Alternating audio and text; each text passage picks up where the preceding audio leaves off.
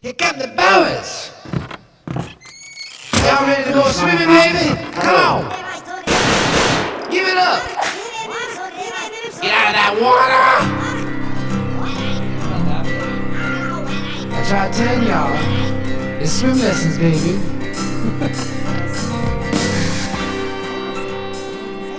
Dude, thank you so much for doing this, Dex. I really appreciate you. Yeah, good to be here, man. Thanks for having me. Also, it was awesome for you to come and talk to the kids today. That was really nice of you, too.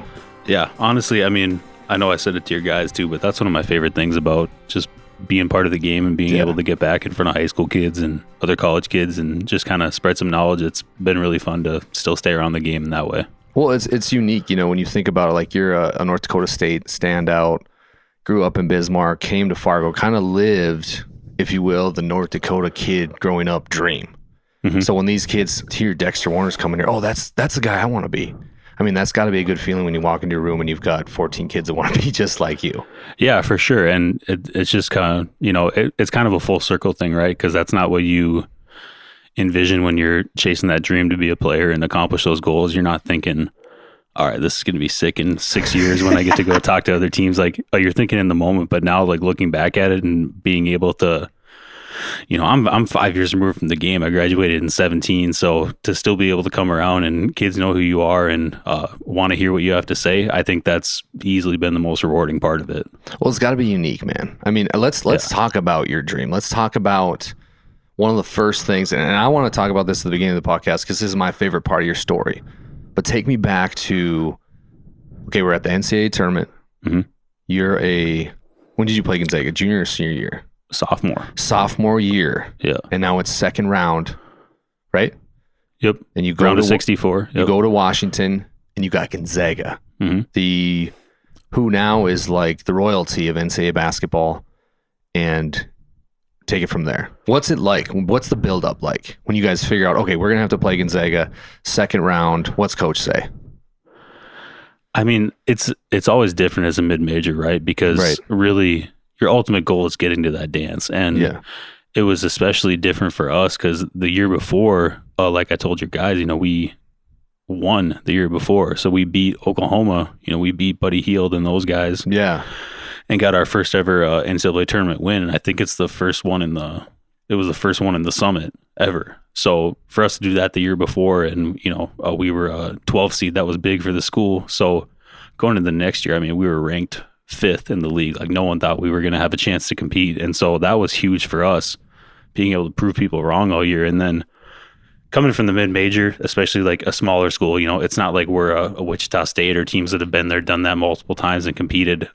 Really, it's just about enjoying the moment. Like the big thing is that's kind of your whole season's work coming to fruition and being able to enjoy it. So it's not as stressful as you would think because you made it, right? And it's like at that point you're playing with house money, so you're going out and playing some of the loosest basketball you've played all year because you just get to go do it on the biggest stage.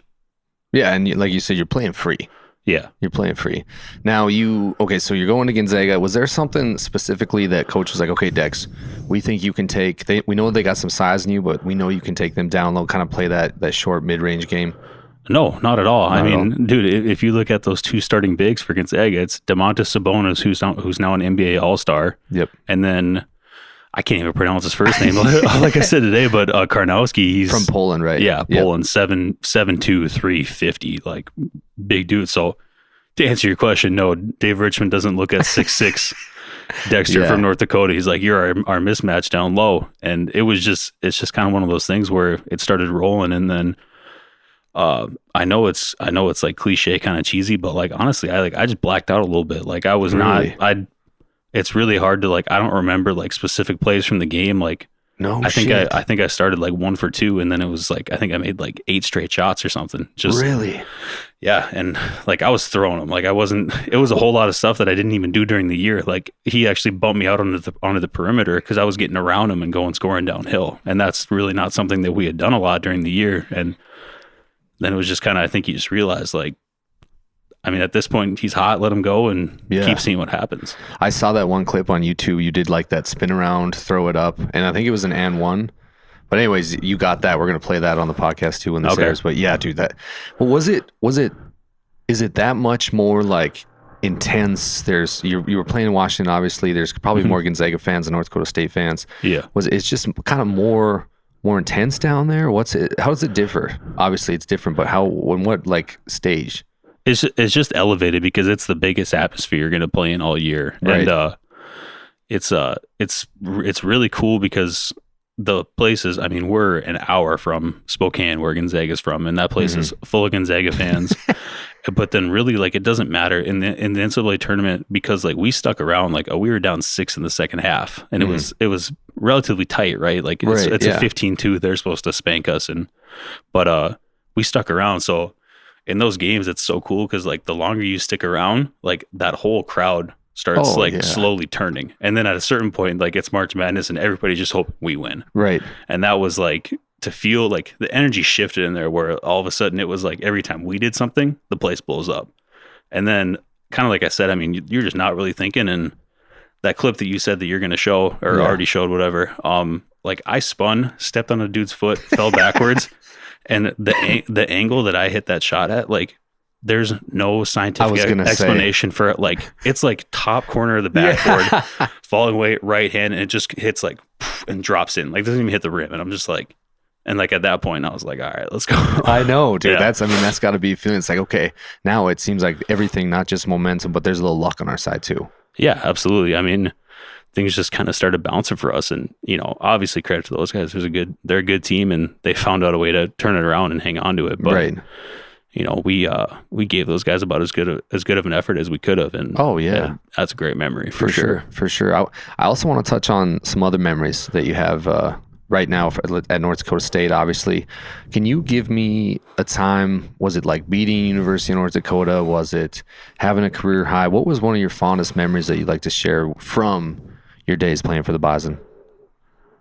Basketball wise, there's so many. I mean, it's really hard to pick some of them out, but like the ones that I always remember were the big matches that we had with UND. When I was playing, UND wasn't in the conference, so we only played them once a year. So that was always a big one. Didn't lose many of those. And then my senior year, they joined the Summit, so we got to play them twice. And so I'll always remember those. But then, like, really the SDSU and NDSU matchups were the ones that became like the big time rivalry. The UND wasn't really the rivalry because it was us and SDSU going for the title every year. Who was the stud from SDSU? I'm pretty sure you guys guarded each other. He was taller, but like you're thinking of Dom. You're thinking of Mike Dom. Yes. Yep. Yes. What happened to him? I think he's still playing overseas. Oh, he is. Yeah. They thought he had a chance of the draft. Didn't get drafted, and I think I'm assuming he's still playing. I don't follow him very closely, but I know he was playing pro too. So sorry, I didn't interrupt you, but go ahead. I was just thinking of him because I remember watching him a lot, and obviously you guys had some great matchups. But I mean, he was a pretty talented player. Obviously, is that what you would say was your second rival for the Jackrabbits? I would call that the first. Really? And I'm sure there's plenty of UND people that don't like that, but like, we didn't look at it as much of a rivalry, especially when they weren't in the conference, because that was only the last year that they were in the conference, and we had 2 good games with them that year. But when I played in 4 of my 5 years, we were in the championship, and then I think 3 of them were SDSU. So it was constantly us and SDSU going for it, and so that easily became the rivalry battle between the Dakotas. Right. And that had to be pretty intense, whether it was home or away. I mean, you're going into a pretty crazy environment, right? Yeah, I mean, down at Frost Arena, those guys have one of the best major atmospheres too. No disrespect to the city of Brookings, but there's not a whole lot going on there. So, they do a great job filling up that gym. And then with the kind of more continued success that the basketball team saw, they definitely people in Fargo started to get behind the team a little bit more as I continued to play. And I think they figured out that it's good basketball to watch. And, obviously NDSU is dominantly a football school, but when you realize kind of the continued success that the basketball team was having, I think that hype started to build. And so there was some great games at home as well. Well, that's what I was going to say to you, is like almost now, like the pendulum's starting to even out here because, Bison football is Bison football 100%. Like what they've done is incredible. Not taking anything away from them. I mean, you got guys like Wentz, Lance coming out of here. But, dude, basketball is on the up and up. I mean, every year they're competing to try to get a berth into the tournament. like you, excuse me, like you said, making some magic in the tournament. That's got to be a good feeling as a program, being one of those guys that was on the team. Program builder. It's cool to see, and it was cool to be part of that growth, right? When NDSU made the switch to D1, like it's a big jump, like D2 to D1, being a competitive team, it's a bigger jump than people think. And so kind of when teams get started out, like NDSU's whole thing is that like we got a group of guys, they're going to be around, like it's kind of like you build up for that good team 4 years from now, and then those guys all graduate, and then you rebuild again, and you try to do it in another 4 years because you're going to have new young guys and you got to build up. So I think that was kind of the pendulum swing, was when we graduated 6 or 7 guys, that was the build up year, and we beat Oklahoma. Like that's the year that you build up for, and then everybody's thinking, all right, now it's going to be 4 or 5 years till we're good again, and then we turn around and do it right again the next year. And I think that's kind of what switched that mentality that, you know, why can't we rebuild and do this every year and find a way to stay competitive year in and year out? And now I think you're definitely seeing that. SDSU's done a great job of it as well. But finding a way to get to the top and stay at the top is a lot different than we made the top. Now let's try to get there again in 4 years. So I think that mindset that switched, I think Coach Richmond's done a great job of passing it on to the guys that we're not trying to win later. We're trying to win now. And I think that that's really cool to see that. I've been calling games for 2 years, played for 5, 2-year gap in between that, and they've had a shot at the title every year, which is not something that didn't used to be the case when they first joined the league. What's Coach Richmond like? Because he's kind of gaining this following that is beginning to be crazy. Like tonight, or excuse me, yesterday when we walked into the gym, all of the kids that I have were like, "Oh, is that Coach? Is that Coach Richmond?" Like they weren't looking for a specific player; they were looking at the coach. So, do you see that kind of? Is he like kind of a down to earth guy where anybody could talk to him? What's he like? Yeah, I mean, Dave's one of those guys where now he's putting the time, right? I mean, I think this was his 8th season, coming on 9 next year. So he's been around and he's been putting in the time. So he's definitely that face in the community, and he's not just another coach where you think, he's been here a couple of years and now is it a mid-major stepping stone? He's a guy that wants to. He's a guy that for the most part, it seems like he wants to stick around and be part of it. He's from the area, and so is he? Yeah, he's from Wahpeton. I didn't know that. Yeah.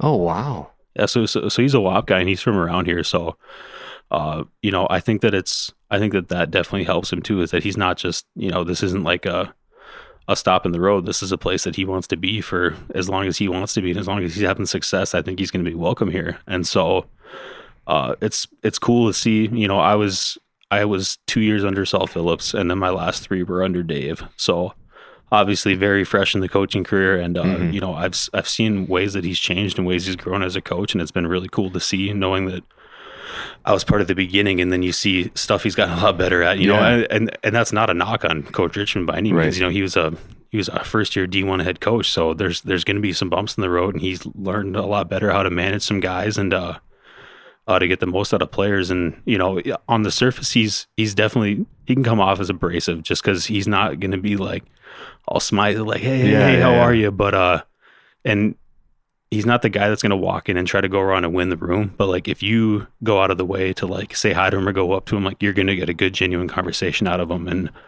I really do think overall he's a coach that cares about his guys. And, he's a bit of a hard ass for sure, but he wants the best out of you. And overall, I think he's got guys' best interest in heart. So, I went up and talked to him. It's funny that you say that, Dex, because I went up and talked to him today and got a good firm handshake, a very genuine conversation. He asked me how I was doing, how the team was doing. That's something that, he doesn't even probably have to be there. You know what I mean? Like he chose to come watch the kids. He's probably looking for a few, but yeah, that's awesome. That's something that you shouldn't take for granted. But I want to touch on something that you talked about calling games. Walk me through how you got to be color on what radio station is it?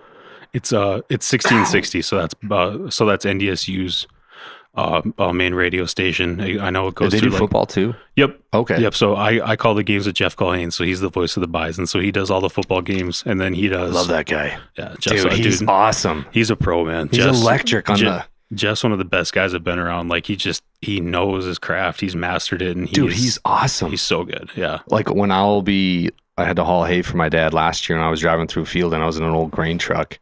and I turned on 660, which is our home, but it's like a sister station or whatever to the main one, and just listening to him, like not watching the game, just listening.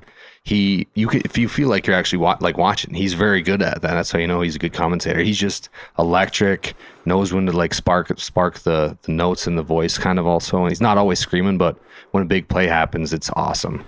Yeah, I mean he's so easy to work with, and as far as excuse me, as far as how that kind of came to fruition, I mentioned it with the guys, but really they kind of restructured. So like I technically work for Learfield, which is like one of the biggest radio companies in the country. Like that's like really? Alabama, so that's like Alabama football, like really all over the country. It's Learfield, and then what they do is that like we're like contracted out to the university. So technically, I work for the radio company, who then provides to NDSU. So like I only do NDSU stuff. Like I'm not like part of their thing, but it's basically just their network that grows. So like we do like behind the mic. So on all the games we call, we actually have like a Facebook feed. So like mine and Jeff's faces are live online. Oh, nice. So people can like watch us talk about the games. It's just a better way to expose it and stuff like that. So when they brought in Learfield, they kind of wanted to restructure and get like some former guys around. And like, so my name came up, and Jeff was the one that reached out to me basically to, having some more knowledge about the program, being around the town, as a former player perspective. It's kind of like how I was telling you that, kind of like the ESPN thing. Like it's just a different perspective to have somebody who's been sports commentating or like a sports writer for like 30 years compared to, I'm not a commentator by any means, but being able to bring like a different outlook to the game. Like I'm looking at it from a player's perspective compared to a sportscaster looking at it kind of whole as a surface. So being able to offer some different stuff like that, that's what they were looking to do with the games. And so that's kind of how they approached me and asked me about it. And I knew Jeff before I started doing it. So having the opportunity to work with him, I was like, yeah, that's a no-brainer. Did he give you any tips? A little bit. To be honest, I was kind of surprised how we just kind of like went into it. Like I went over to his house like once 2 years ago before like we did the first game, and I'm like, I was thinking he's gonna like lay out this big game plan. He's like, you got it. Like I think that's the way to do it. Feet to the fire type thing.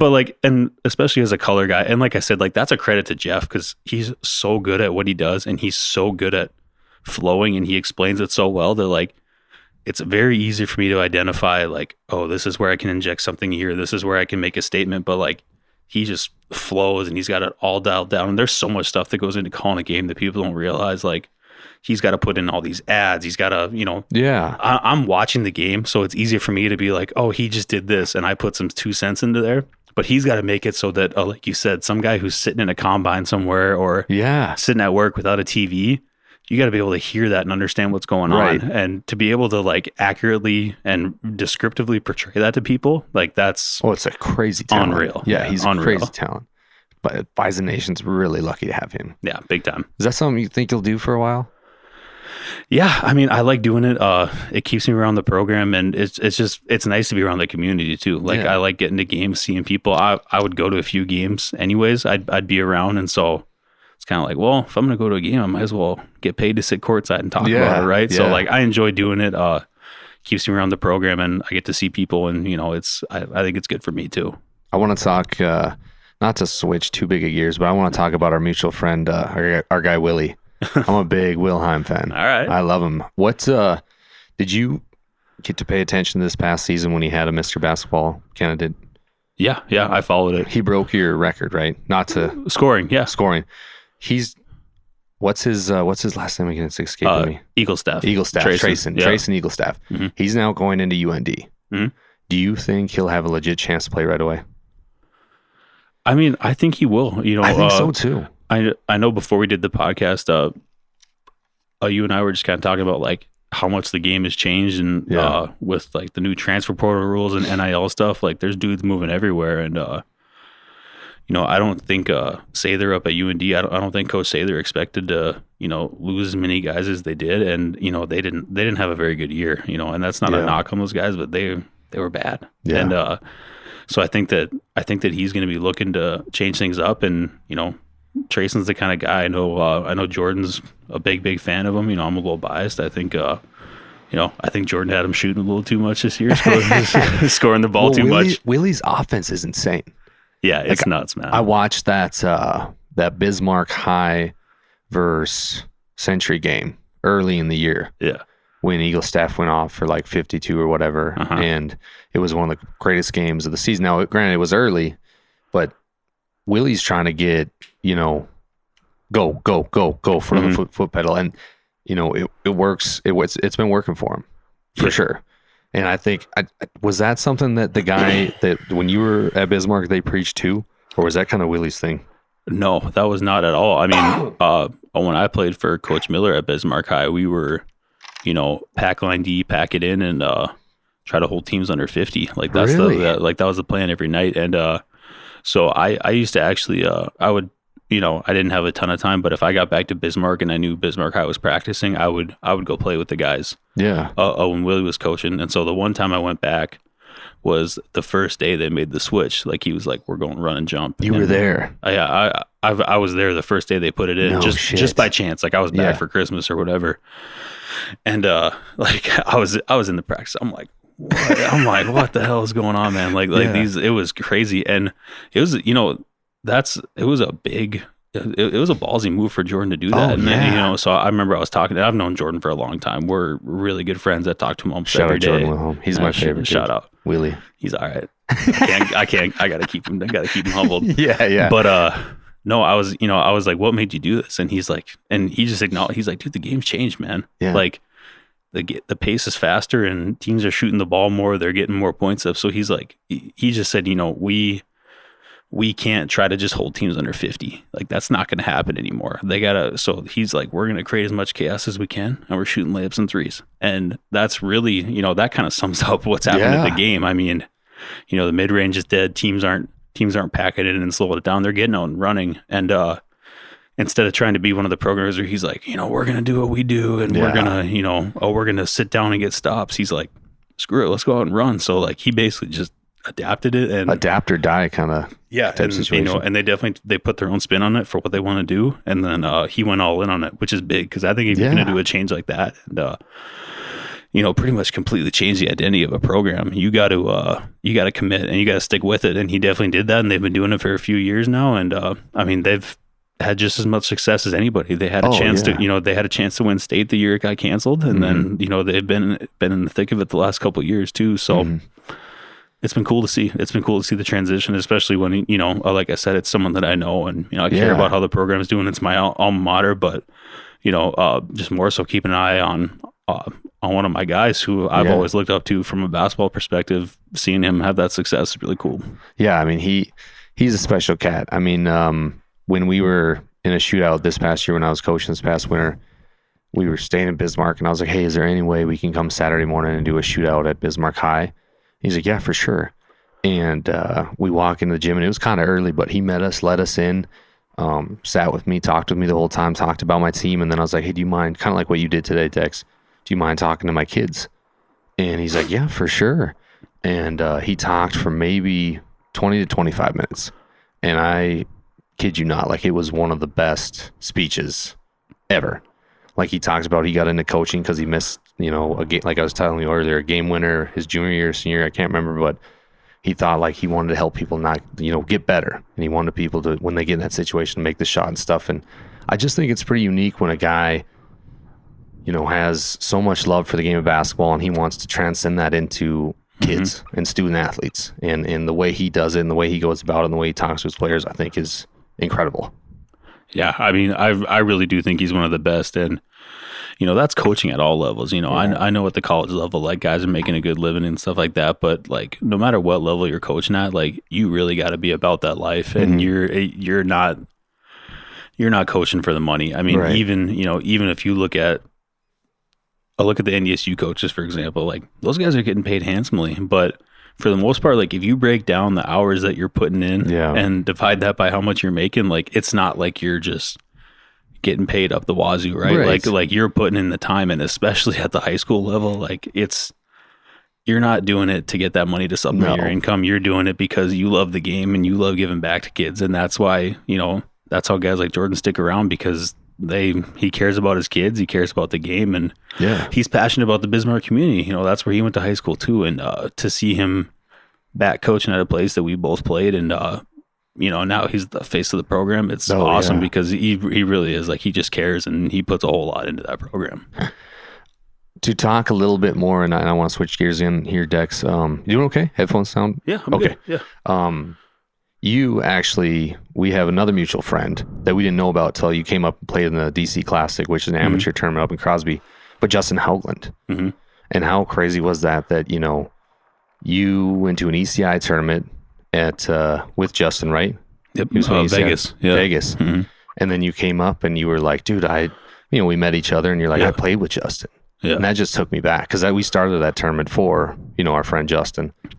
Yeah, so it's pretty crazy. And I didn't realize it was a memorial tournament, and so that's, and that's something else I touched on today when I was talking to your kids too, is like, just so many times I've had that happen in my life where like basketball just takes you full circle and you get these mutual connections and you just get to have stuff happen that like wouldn't have happened if you weren't around the game. But like, just being part of that and finding out that weekend was for Justin, and I just ended up there by chance, like that. Yeah. Like I've played a lot of tournaments, like, since I got done with college, but like that one still sticks out to me. That's my favorite just because it was a cool weekend. It's got a great message. It helps out the program and the school and, the game and the program that Justin was so passionate about, to end up getting back there and to kind of like, it was almost like I took a step into his shoes for a weekend. Like I got to play in the Divide County gym and, kind of be where he was. And that weekend meant a lot to me, and that still sticks in my head big time. Well, that was awesome. It came up and I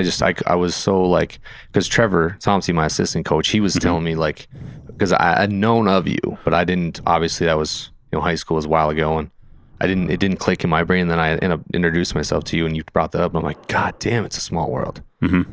That is wild. Kind of talking about coaching too, Dex.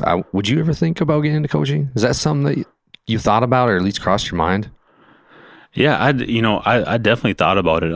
I like being around the game. I love the game at a high level. And, to be completely honest, I don't have the passion for coaching where it would be like, I want to help these 8th, 9th, and 10th graders get better. like I just don't have that. And that's me being completely honest with myself and looking at it. Like I've spent so much time around the game, and this isn't like to hype myself up, but like I see the game at a really high level, and I've spent, time around so many great coaches. I've spent time around, training academies down in Charlotte with my agency and, good coaches overseas. So like, I've put together so much knowledge that like the thing that I've found that I really enjoy when I do any type of like instruction or coaching is I like looking at like a high level guy and like, here's the few things that you could be changing or doing better. Like I like the very like analytical high level stuff, but like I've done it coaching at NDSU. I've done it coaching in the summers with like Luke Mormon and Ben Woodside, and coaching at Cheyenne High School here in town. I really don't enjoy like the, here's a big group of kids, let's go teach them some basketball. Like it's fun and I still enjoy it, but I definitely enjoyed like the higher level stuff. And, selfishly for me, like when I got back from Europe, I did, that's one of the things you ask. I think that's kind of a natural question that pops up as, a former player who had a good career, went pro, is like, would you consider coaching?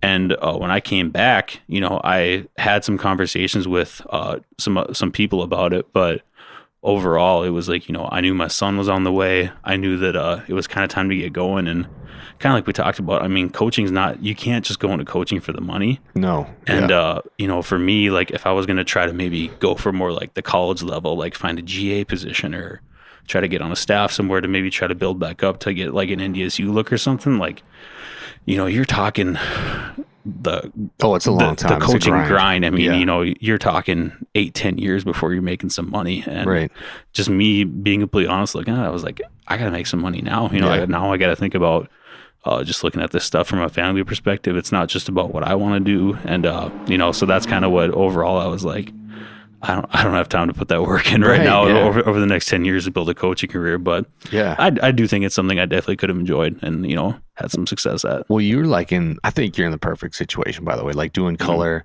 your day job now at the bank, I think is fantastic. And your dad now, what was that like becoming a dad? That had to have been a great experience. Yeah. I mean, it's, to be completely honest, it's the best thing that's ever happened to me. And, I know a lot of dads like say that, and like it really is. It's something that completely changes you. And when you look at like just like how you think about life and how you approach things, like you don't approach anything with like me, like it's like a us and it's my family. And I've said this to people before, but like I don't remember what my life was like before having my son. No like shit. I don't remember what it was like. I can just do whatever I want. Like I can, right. Like everything's about him. And you know, and that's exactly how my wife approaches it too. Like, you know, she's even better at it than I am. You know, sometimes, you know, I get going, I get a lot going on. I take things on, like I do basketball. I want to golf. I want to go play tournaments. And, you know, that's not to say, you know, I'm not saying like I get selfish with it by any means, but like my wife is so selfless with that stuff where it's like son comes first. And it just completely changes how you approach life, and it changes your day to day for sure. Like it's every single situation or decision you make, it doesn't affect you. It affects the whole group. And it's You're been a big team now, man. Yeah. I mean, exactly. You know, son turned 3 in April. So I'm 3 years in, got number 2 coming in October. Oh, I didn't know that. Congrats, man. That's thank awesome. you. So, it's a big change, you know.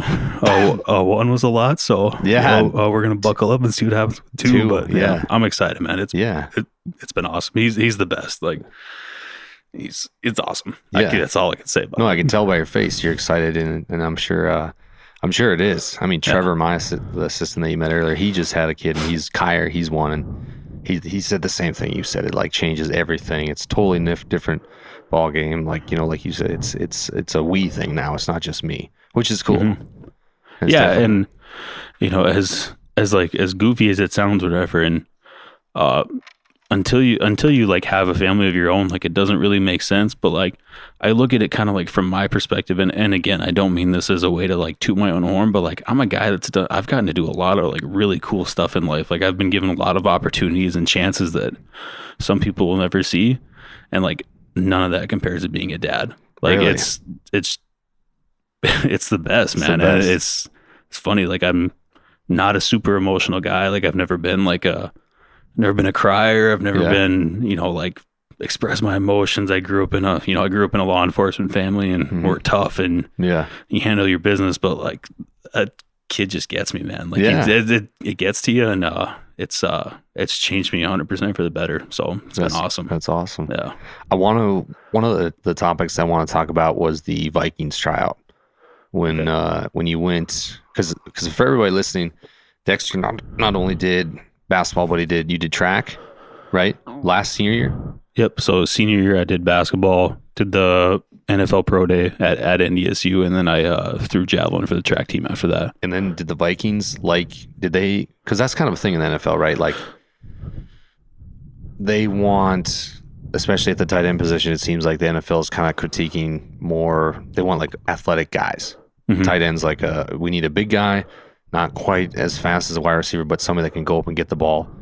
And it seemed, was that something that Minnesota was looking at you to do at tight end, or what was the story behind that? No, it wasn't necessarily like it wasn't just a Minnesota thing. So to be honest, it's kind of like I don't really remember exactly how it came to fruition, but then all of a sudden, like I was like, oh, this is happening, like I'm doing it. And you know, it kind of started with I was talking to Christian Dudzik at the time. So he played safety at NDSU, and then he started a gym in Fargo, and now he's got one down in Nebraska. His gym is down there. What's that called? It's called Dynasty in Fargo. He started it with another former player, and then now I think his place down in Nebraska is called First Pick. So he's full time down in Nebraska. Like he's not in Fargo anymore. But he was running that gym, and like I think we were talking, and someone had mentioned, like, you know, almost kind of jokingly, like trying out for like tight end.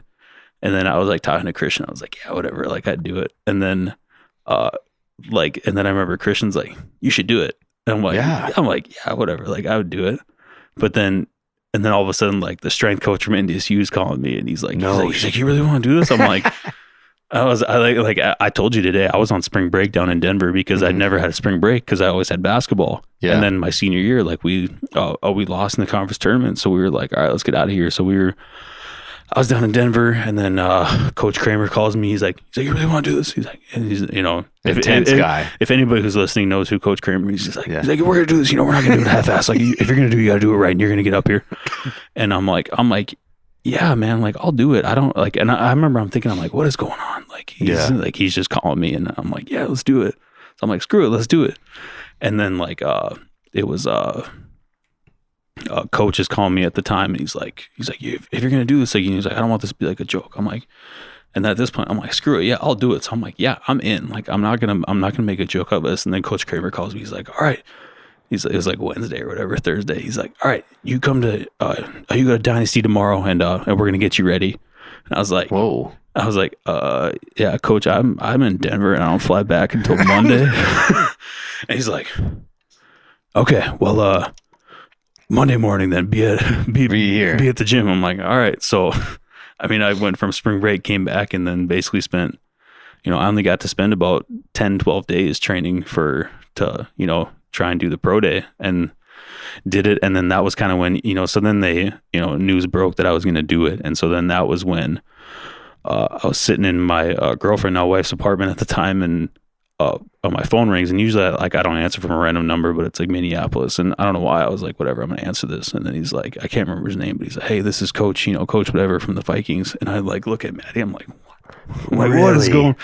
Like, he just called me, and he just was kind of picking my brain, and you know, he had called me, and then I got reached out to by a guy from Jacksonville. I can't remember names at this point, but basically, you know, just kind of teams that touch base before leading up to the pro day to see what my interest was, and kind of, you know, just get to know me a little bit, because obviously no one knew me as a football player. But overall, you know, it definitely didn't go like as well as I would have wanted it to. Yeah. The big thing was, you know, I like at the end of basketball season, like my body was pretty run down. Like it would have been really nice to have a couple more weeks to kind of like try to get some strength back. Like, our muscle mass is really low at the end of the season because we're grinding and we're running. Like, we're not nearly as strong as we are in the fall, like for training. So I definitely think it could have gone better. But at that point, when I did the pro day, I was already signed with my agent for basketball. And so I was like, you know, I know that I'm not going to like go all in on football, but if something happens, you know, it'd be hard not to look at. And the Minnesota coach had mentioned, you know, potentially going to their other mini camp or whatever. But the thing that I learned from some of the other guys is that however much, you know, it depends on who the team is, like as far as like a mini camp invite. So like a mini camp invitation from like the Vikings is a lot different than like if like the Patriots had called and said, we want you to come to mini camp. Like, oh, really? Because, you know, it's Minnesota. They're looking for more guys on 3 hours away. Like, they're like, screw it, come if you want to. Like, it doesn't mean as much. Like, it still meant a lot to me, right? But at that point, I was like, you know, I already know I'm probably going down to Charlotte to spend a month in my agency, and so it just didn't really go anywhere. But very cool experience. You know, big respect for what that football program does, and you know, to get to spend 2.5 weeks being part of it was pretty cool. Yeah, that's awesome. Let's talk about your time in Europe. Because you played, what was it, 2 years in Germany? A year in Germany, and then about half a season in Luxembourg before I got hurt and came back. So not only, I mean, when you get over there, is it mainly American players that you're playing with, or are there a lot of Europeans like talking in different languages? No, so the rules are different, like for every league. It's very similar, but most leagues have a cap on how many Americans you can have. Really? So like the team I was on was, it's a German team. So the league I was in, each team could have 2 Americans. Okay. But the rest had to be German. So like all my teammates were German except for me and the other American. So what were they like? Because I mean, how does it work? Do they just come from high school, or is there college? There's obviously colleges over there, but was the skill difference like a big thing? Were you like the stud going in there, or what was that like? Yeah, I mean, since the teams can only have 2 Americans, so they're trying to bring in guys to go score and, guys to be their dudes. Like, they're looking for studs for sure. They're not just bringing in like role players, stuff like that. Right. But the thing that was kind of unique about my team, and just pro ball in general, like, they don't have like high school sports over there. No shit. So like these kids basically like join these clubs and then they're like part of like clubs. So like they go to school, like they go to elementary, high school, all that stuff. But then their sports are through like a club. So it's like the perfect example is like Luka Doncic with Real Madrid. So that's like a club, is like Real Madrid, Alba Berlin, stuff like that. Like they join these clubs, and then they basically have like little kid teams all the way up to like their top pro team in Europe. So the kids are part of these clubs, and they're just like, dude, I don't care if it's soccer or whatever. Like they are making robots over there. Really? Because it's not like, okay, school's over at 3 and then we got high school basketball after this. Like it's like those kids will go there in the morning, go to school, and then they'll practice again that night, and then they're like traveling on the weekend. Like they're part of like, it's basically like, think of being part of like an insanely immense or immersive AAU club. Like they're building basketball players like in any free time they have. Yeah. So the thing that was unique about my team was that my team that I played on in Berlin was like the feeder team for Alba Berlin. So Alba Berlin's like one of the top teams in Germany almost year in and year out. They're always winning it. And so my team was owned / like a feeder team for them. So Alba Berlin is like the top league in Germany. And then the team that I was on, we would have kids from Alba. So we would have like their young, like top prospects.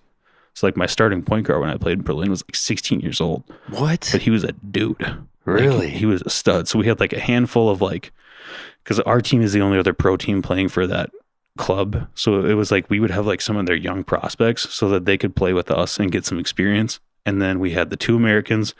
And then we also had like some older German guys. So maybe they're, not quite top league German, or like I had a couple of really good teammates that had played at the top level. And now they're pushing late 20s, maybe early 30s, but they still want to play. So then there are these top level guys getting a little bit older, and then they're playing as well. So, I mean, great guys.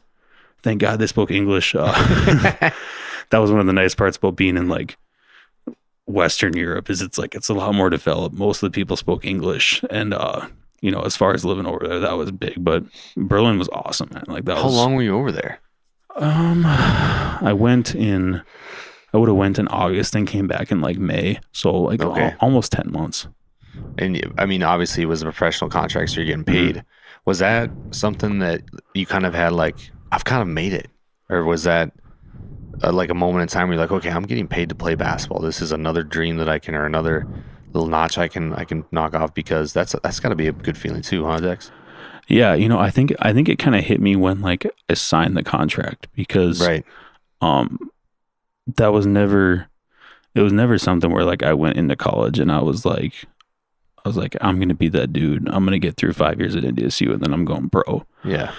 Like everything I did, I definitely didn't take anything for granted, but I think like kind of when I signed that contract, then it was like, okay, you're leaving in a month and a half and you're moving. And I was like, oh, this is like, we're going now and this is real. And yeah, just kind of like having an agent and negotiating contracts and talking about money. Like I was like, I like for me, like that meant a lot. And, I look back at playing and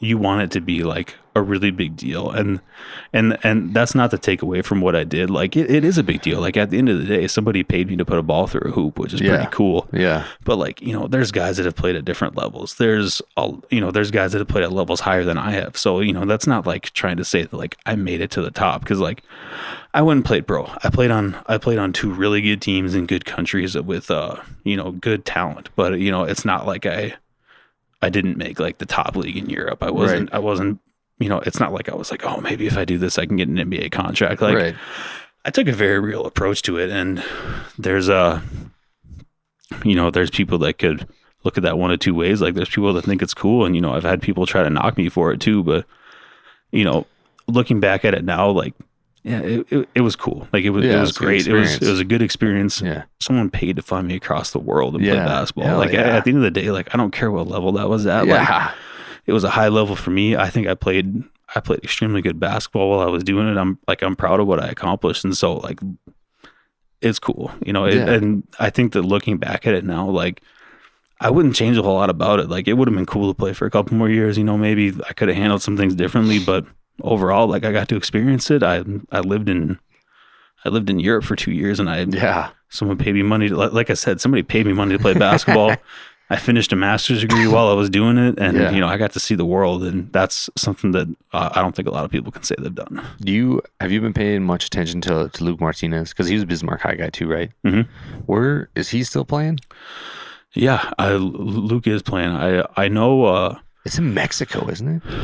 Yeah, so Luke plays in the Mexicali League because I think I'm not trying to like butcher this or anything, but like right. I know that Luke can qualify as a Mexican player because like he played for like the Mexican national team and stuff like that. So like that's a big tool for Luke because basically he's done this a few years. Like what he'll do is he'll try to go get the best contract that he can get and, go like he's gone to like Jerusalem. He's done some stuff in Europe, but then, whether that doesn't work out or it's a good fit, whatever, he's got that Mexicali League to fall back on, which is huge because it's a good league and he's a stud in that league. Dude, he dominates. Yeah, I mean, I think he got MVP of the league last year. I'm pretty sure he did. But so it's awesome because basically he'll go try to find a contract. He'll go do the best he can get, and then whether that season finishes up or whatever, their league runs differently down there. So they're like playing in the summer, whereas a lot of European teams, that's the off season. So he can go play in Europe if he wants. And then when he's done, he can go straight back to Mexico and play for this Mexicali team. And so it's a really cool situation that he's got. It's a good setup. Yeah. And he's like we were just talking about, he's another Bismarck High guy. I mean, all these Bismarck High guys, and we forget, no, Wentz was a Century guy. I almost screwed that up. City of Bismarck, man. We're putting him out a little bit. And everybody forgets about my guy. One of my favorite all-time athletes is, oh my God, that's embarrassing. He played up in the CFL. Weston Dressler. Yeah. Dude, Dressler was a stud back in the day. Like that's Bismarck High. Yeah, he's Bismarck High guy. Yeah. He Esslinger played in the NFL. Greg Esslinger. Yep. Dude, they're pumping them all out. Got some dudes. And I mean, I remember going up to the CFL because my parents race horses in Winnipeg, Manitoba. So we would always go watch some CFL games when I was up there, and Dressler was tearing it up. Yeah, and dude, he's a stud up there. And so, my mom's from Canada, so she's from So she's from Regina, Saskatchewan, where Dressler played most of his career, and so like they're all like, "We love Weston." I'm like, he's from Bismarck, dude. He's the man. He's the man. And now, what's his name? Braden Thomas. Oh yeah, from Bismarck High. He just signed with the Rams. Yeah. I mean, it's absolutely insane. Actually, I also wanted to, when you were here, Wentz was here, right? Yeah, Carson's 1 year older than Did me. you guys ever cross paths at all or anything like that, you and Carson? Yeah, I mean, we were around each other a lot at NDSU, just, sports programs were intermingled quite a bit. So obviously I knew him in high school, saw him at NDSU, we've never been like close buddies by any means, but we were always what do you think is going to happen with? I just hope he stays healthy, man. Me too. That's what because I mean, some people are saying like this is his last chance as a starting quarterback or like the face of the franchise type guy. I just want to see him healthy. Yeah, I mean, that's his biggest problem is staying healthy. And, I know. That's, it's all those power cleans he did at NDSU. Yeah, right. Coach Kramer's got him working too hard. But no, I mean, you can't fault him for that. But like, it is what it is. Like even when he was having that MVP caliber season, like he was in MVP talks, top 2, top 3. Like he's one of the best guys in the league, and then he tears his ACL. So, it sucks to see, that be the reason that he's being doubted. It's not even necessarily his play. So I hope he does well. He's one of the nicest guys I've met. He does so much work with his AO1 Foundation, and I know a lot of the guys involved with that. He's done great things for the communities that he's been involved in, and he stays involved in, Bismarck and Fargo, and he's done a lot of really good things. So I hope he gets the opportunity to keep doing it and he stays healthy. What do you think about Trey Lance? Is he the real thing? I think he's a dude, man. San Francisco's high on him, and he didn't even really play for him. No, and then I think it's weird when you go into an off season and you're like, we want Trey to be our dude. So they're like talking about trading their starter because they want Trey to be the guy.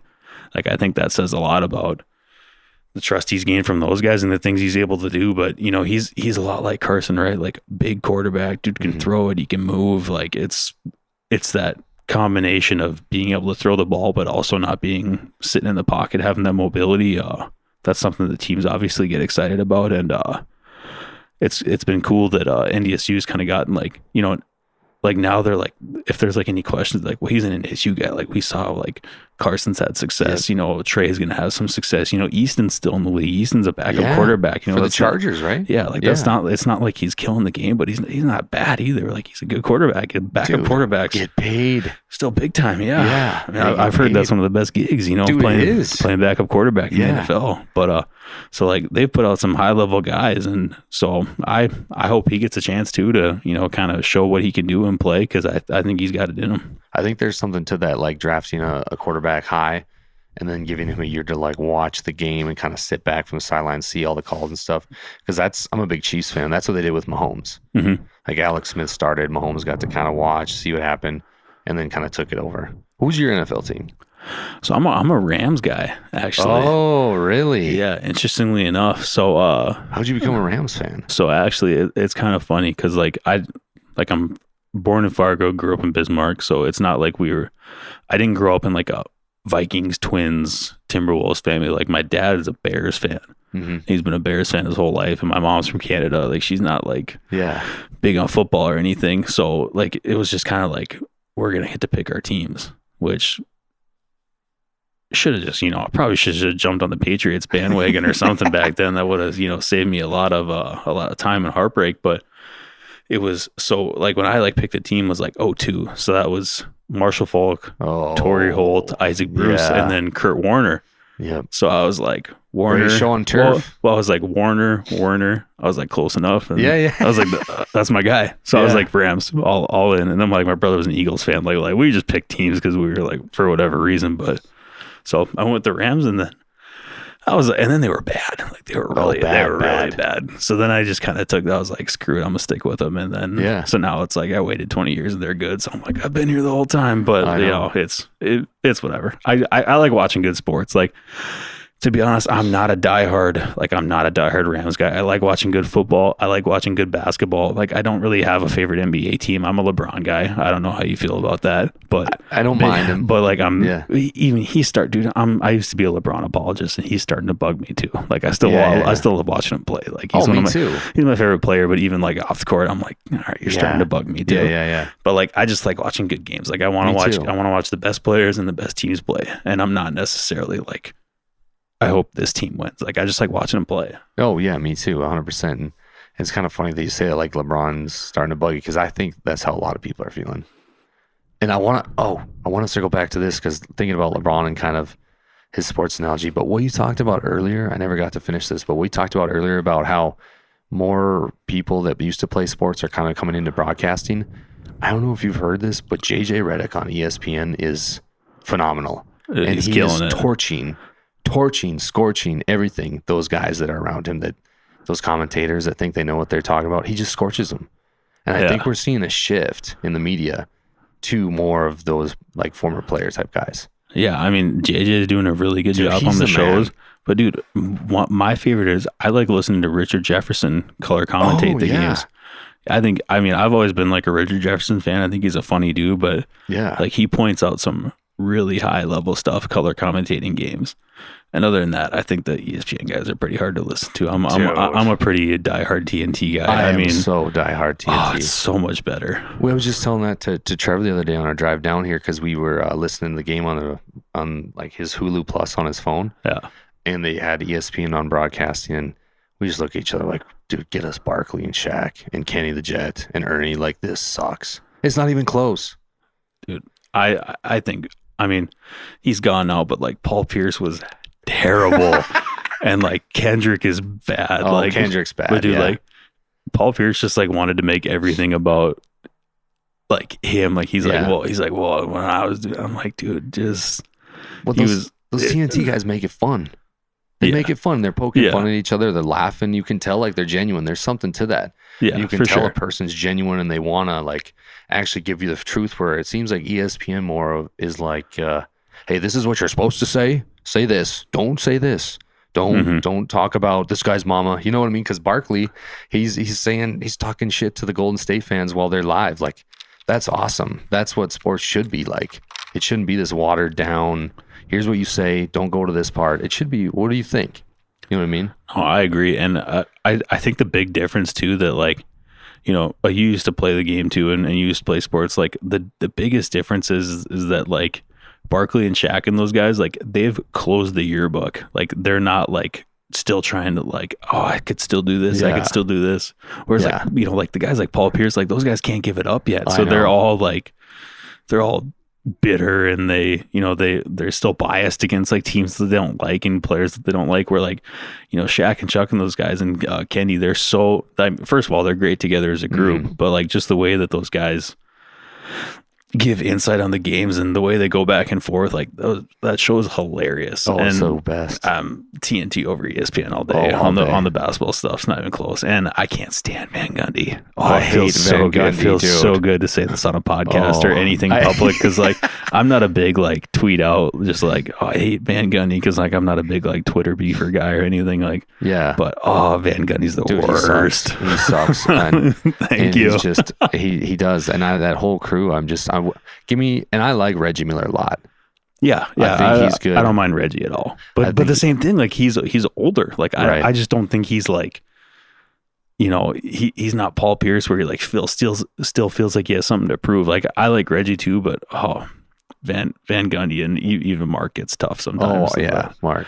They're just they babble, and Van Gundy complains about everything. Yeah, dude, he's very, very negative. Yeah, he's so negative. I saw something crazy on Twitter that Kobe Bryant had signed on to be a part of that TNT crew. Yeah, I remember that. Been? Dude, that would have been all time. And I don't know if you're a Kobe guy. I'm a big Kobe guy. Yeah. But dude, that would have been all time. I wonder if it would have been like for the upcoming year right before he passed away, or when it would have been. I never did. Did you hear anything on that? I mean, I saw the same thing that you're talking about. Yeah. To be honest, I don't know any of the details. I mean, because like even they had D Wade on there, and they made it like a big announcement, and then he just kind of disappeared. He just went off. Well, Kevin Garnett was on it too for a while. He had that KG21 area or whatever. Do you remember that? Yeah, was that on TNT though? Was it? Or was it ESPN? I think it was. Jamie, pull that up. I wish I had a Jamie. Jamie. Dude, we were talking about that, but isn't Joe Rogan the best? Oh, his podcast is super interesting. He's my favorite human being. I love him. I love how he doesn't give a shit. Like he does to a point. Like he wants to learn, but just like with the whole COVID thing, like he just said what he said, what he thought was right. He's a unicorn, dude. Like he is. He's one of a kind. But like I think the best thing that he talked about that I think is extremely rare today is that he said like the biggest thing is like he's like he used to worry so much about like who his guests were going to be on the podcast and who he was going to interview and stuff like that. But then he's like, and then it just got to the point like he's like, I don't need it to be a big name guy. He's like, the podcast is big enough. Like he's like, no, I just want to talk about stuff that's interesting. Yeah. And the thing that makes him so much different than, especially now with like the media and everything we see today in the news, like there's so much false information that goes around. Like his big thing, he's always like, I'll say something and he's like, if I was wrong, he's like, I'll just say I was wrong. He's like, right. I mean, he'll assume that he knows something and he says it, but then like if you watch more than one episode, like he'll circle back on stuff and be like, I was wrong about this. Oh yeah. And that's like the biggest thing. Like there's so much BS that floats around on like Twitter and just social media in general. Like there's so much stuff that it's just absolute bogus. And I think he's just kind of, that's why his podcast is number one in the world. Like he just keeps it real, and it's he talks about stuff that people want to hear about, and he talks about just crazy stuff. Well, he's genuine too. Like you get what you get. And like one of the things I really liked, and you nailed this about like our current situation with media right now, especially when it comes to political. He'll have somebody on that he doesn't see eye to eye with, but he just wants to get to know them and just have a conversation with them and see why they think that way. Which I think is really big now, because it's not just, having a conversation with somebody who you agree with on everything. It's like, okay, we're going to have a discussion. Why do you think this way? Because like you just said, sometimes on social media, some people get so stuck in the roots on, this is the way it's got to be. No, you're wrong. I'm right type of thing. Mm-hmm. And it's frustrating to see. Yeah. Like I just don't get in general, like I think I'm a pretty sensible guy. Like, but I get that like you can be like left leaning, right leaning, extremely left, extremely right, but like that's fine. But like that nothing has to mean like you don't believe what I believe. So like F you. Like why you can talk about stuff and have different views, and like that's just like like how people said, especially during like the election and the pandemic and stuff, man, like people were like, I've been going through and I've been unfriending people because somebody posted that they, you know, this stuff about Trump and they're voting for Trump. I'm like, that's what's going to make you break off like a friendship or like because someone has a different political view than you. Like that's, everybody's entitled to their own opinion. And I've always felt that, but like you can have different views on stuff and, you know, still have conversations about stuff. And, you know, whether it's something I agree with or not, like, you know, there's people that are diehard Republicans and I'm like, you're annoying. And then there's people that are left leaning, like really, you know, like diehard liberals. And I'm like, you're just as bad. Like you guys are both annoying. Oh yeah. Like just be sensible. Yes. Everybody just stay calm. Like you can have conversations without freaking out about stuff. And I think that's not happening a whole lot today. We're in wild times, man. Wild times. It's crazy. I saw a video. I just recently got on TikTok and I saw a video about Adam Sandler was talking, and he's like, you go through these points in life where it's a high point and then a low point, but you can't get too high and you can't get too low. It's just about maintaining that middle ground. Because if you get too high at a point, then a low point comes, you get too low. It's just it's tough. You just got to maintain. And I feel like sometimes people, especially on social media, try to just like bully ball and get too high sometimes on it, where just maintain. Yeah. I mean, it's kind of crazy how much, just how much has changed. Like I'm a big, like, I'm kind of ADD.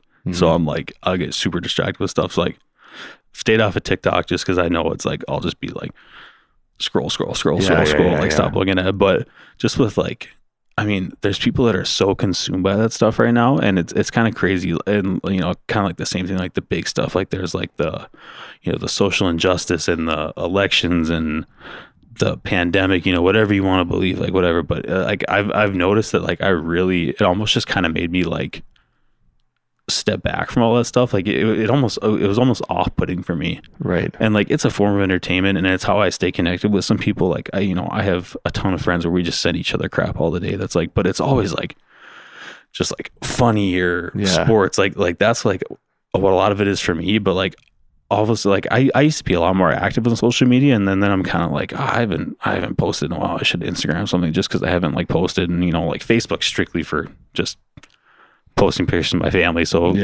I have other relatives that can see it and stuff like that. But it's just, it's gotten so it's hard to go through, and you see like just people arguing on Facebook comments and, you know, tweeting at the president, you're a liar, and I'm like, yeah, because Joe Biden's gonna read your tweet, like just stuff like that, where I'm like, you just gotta let some stuff relax go. A little bit here, man. Everybody just relax. That'd be great. So. Well, Dex, we've been at this for right around an hour. A question I always ask every guest I have here on Swim Lessons is, leave us with something. Leave us with something that maybe somebody who listens to this can take it and apply it to their life. And maybe it's something that you use to get through the tough times. But we're kind of, this podcast is kind of built on that. So what can you leave us with, something, Dexter, that you use in your life to get through the tough times?